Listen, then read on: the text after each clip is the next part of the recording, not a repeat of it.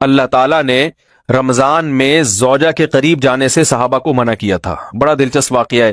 رمضان کی راتوں میں بھی زوجہ کے قریب جانے سے منع کیا تھا. ایک صحابی تھے، وہ رات میں کہیں چلے گئے.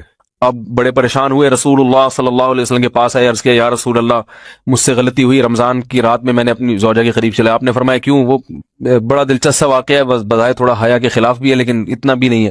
وہ کہہ رہے میری زوجہ کہیں پانی بھرنے کے لیے جا رہی تھی، ان کی پنڈلی کھلی تو میری نظر بیوی کی پنڈلی پر پڑی اور میں بس پاگل ہو گیا بیوی کے عشق میں.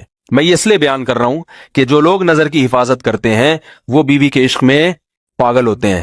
جو دن رات انٹرنیٹ پر پنڈلیاں دیکھتے رہتے ہیں انہیں بیوی کی پنڈلی بھی کیا شکل بھی اچھی نہیں لگتی ان کو. بد نظری کا یہ عذاب ہے، وبال ہے کہ جو اللہ نے گھر میں آپ کے لیے بٹھائی ہے وہ آپ کو اچھی نہیں لگے گی. تو نظر کی حفاظت کیا کرو، اس سے آپ کو اپنی بیوی سے عشق ہوگا، محبت ہوگی. بات آ رہی ہے سمجھ میں؟ تو اب دیکھو کیسا روزے کی حالت ہے. رمضان میں پابندی ہے، اسلام میں حکم تھا جو رمضان میں بیوی سے بستری کرے گا 60 روزے لگاتار رکھنے پڑیں گے. کتنا بڑا جرم، لیکن صحابی سے برداشت نہیں ہوا. صرف زوجہ کے پاؤں پہ نظر پڑی ہے تو وہ کیسے بیوی سے محبت کرتے ہوں گے اور وہ بیوی کے بغیر رہ سکتے ہوں گے. اور آج لوگوں کے فون آتے ہیں ہماری بیگم جس میگے جاتی ہے اتنی خوشی ہے، ایسا اچھا سا فیل ہوتا ہے، ایسا عجیب سا محسوس ہو رہا ہوتا ہے جیسے آزاد ہو گئے. تو میں کہتا ہوں ظاہر ہے اب تمہیں موقع مل گیا کنڈی لگانے کا، ٹھیک ہے نا، اور آنکھ مٹکے کرنے کا، تو خوش تو ہوگے.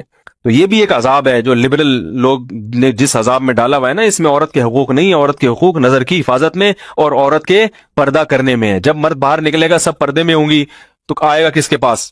بیگم کے پاس ہی آئے گا. تو اتنے منہ کالا کرنے کے راستے کھول دیے ہیں تو ظاہر ہے پھر کامیاب ازدواجی زندگی نہیں ہوتی. تو نبی کے پاس آئے، عرض کیا یا رسول اللہ میں برداشت نہیں کر پایا. تو آپ مسکرا دیے. تو وہ نبی کے پاس گئے، یا رسول اللہ ایسے ہوا، مجھ سے غلطی ہو گئی. تو آپ نے فرمایا کیوں؟ فرمایا ایسا ہو گیا تھا. تو آپ صلی اللہ علیہ وسلم نے فرمایا 60 روزے رکھو لگاتار. انہوں نے فرمایا ایک کی طاقت نہیں ہے، اس میں یہ ہو گیا 60 کیسے رکھوں گا، نہیں ہے طاقت 60 کی. آپ نے فرمایا ٹھیک ہے پھر 60 غریبوں کو 2 ٹائم کا کھانا کھلاؤ. فرمایا اس کی بھی طاقت بولو بھائی نہیں ہے. اتنے میں ایک صحابی لائے کوئی چیز صدقہ کرنے کے لیے. تو آپ نے فرمایا چلو اصل حکم تو یہی ہے کہ 60 روزے یا پھر 60 غریبوں کو کھانا، وہ نہیں تو چلو فی الحال ان کو تنبیہ کے لیے کچھ ان سے صدقہ کروا لیتا ہوں. فرمایا چلو یہ فلاں خیرات کی ایک چیز لے کر آئے ہیں، تم یہ لے کے غریبوں میں بانٹ دو. انہوں نے فرمایا مجھ سے زیادہ غریب پورے مدینہ میں بھائی کوئی بھی نہیں. آپ صلی اللہ علیہ وسلم مسکرانے لگے، فرمایا جاؤ کھاؤ اور بچوں کو کھلاؤ. اور بھائی غلطی بھی ہوئی اور گھر میں راشن بھی آ گیا.